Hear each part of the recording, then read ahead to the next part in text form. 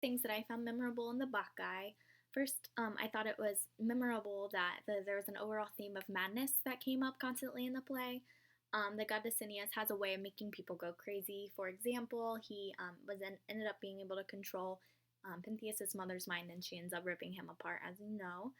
I also found another meaningful quote. Wherefore I say, accept, humility is wise, humility is best.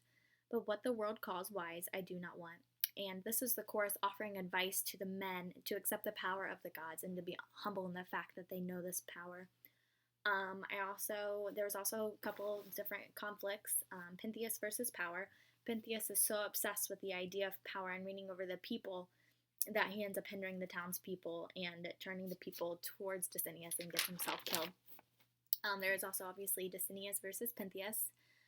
The god arrives demanding recognition and divinity in Thebes, and the women are driven mad and run to worship Dicinius. Pentheus is too driven by the fact that these women aren't reigning him, and he wants them to. He wants to reign over the women, and ends up getting himself killed again. And then this is also another theme is the hunted versus the hunter, and there's kind of a role reversal. Pentheus was hunting the women because they were worshiping the god, and ends up becoming the hunted because his own mother kills him. Which brings me to the role of the women and the Maenads in this play. I interpreted the Maenads to be the women followers of Dicinius. They start out as the people who nurse Dicinius as a child, and he ends up ruling over them and becoming and able to have and convince the Maenads and the women of Thebes to join his divinity. One quote that I found to support this was, "Onwards, my women, Tmolus, you bulwark of Lydia, you, my sisterhood of worshippers, whom I led from foreign lands to be my companion in rest and march." The role of women in ancient Greece is completely outside the power. Their role is to do what the gods say without being heard. They're to obey their masters, the men, as animals.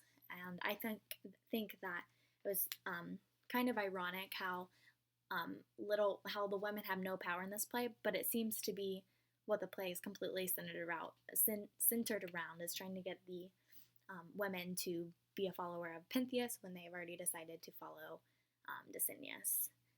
One thing that I interpreted this play to be about was rule and order. The Bacchae is a warning or foreshadow of what can happen when adherence of the rules go too far.